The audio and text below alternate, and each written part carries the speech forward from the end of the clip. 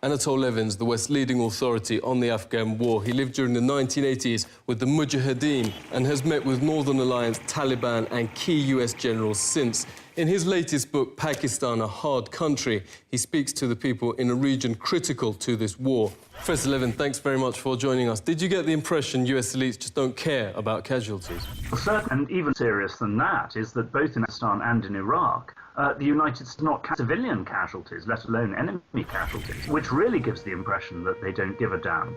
A senior American general said to me that America is not fighting anymore to win in Afghanistan. The whole American effort is in order to the impression of losing. FBI whistleblower Sybil Edmonds has claimed a more sinister financial incentive to continue a war generals say they can't win, and it involves a health catastrophe closer to home. Production of opium since the US came in has taken off. Afghanistan now provides almost all the world's supply.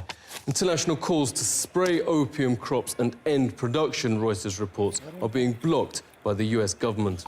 The huge increase in opioid consumption in the States, says the Center for Disease Control, is why an American now dies of drug abuse every 19 minutes. Senior Pentagon sources confirmed to a Sunday Times investigation Edmonds' revelations that US officials are fueling Afghan drug transport. Fearing massive repercussions, the State Department, reports Ceasefire magazine, put intense pressure on the Sunday Times, which pulled its correspondents off the four-part report. Edmonds' evidence was eventually investigated by the Justice Department, which, while keeping its findings classified, did admit, crucially, her findings were, quote, supported.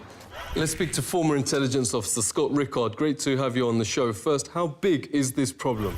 This country consumes 60% of the world's opiates, the stuff that the Americans are basically hooked on. You know, the Oxycontin epidemic in Florida is out of control. You can't imagine how many people in my neighborhood have children and families that have been affected by the Oxycontin epidemic. Yeah, who's profiting from this?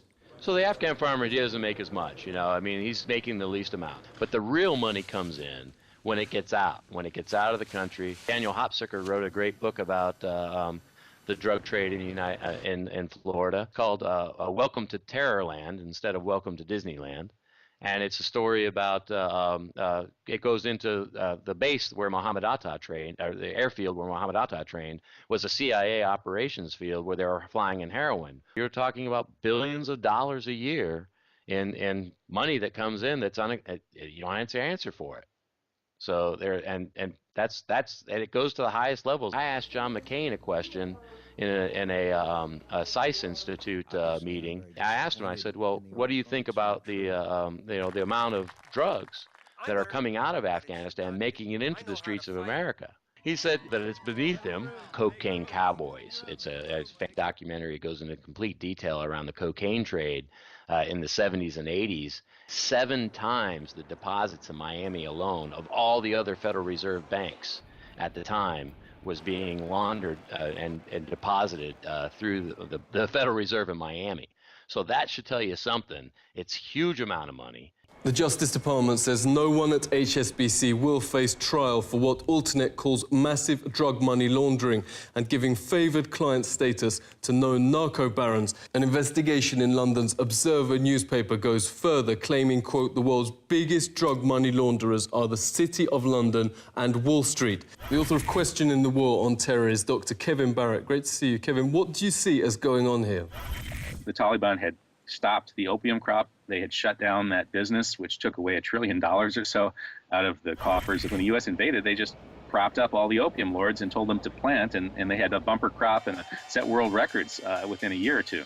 I mean, yes, the Wall Street bankers are dependent on drug laundering money laundering to keep their enterprises going. They're making all of these crazy gambles with derivatives. You know, estimates of the amount of derivatives floating around are into the hundreds of trillions, more than there is real assets on Earth. And so this corrupt banking system is very vulnerable. And what they do is they leverage the drug profits.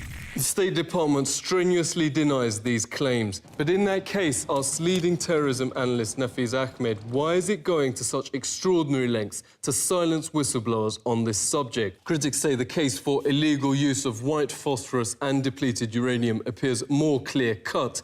Alice Mahon quit as a Member of Parliament after 18 years. Following the Allied forces' official admission, they used Mark 77 bombs containing white phosphorus on civilians, accusing other countries of using chemical weapons when you're doing so on a far greater scale. She says, quote, "The hypocrisy is absolutely stinking.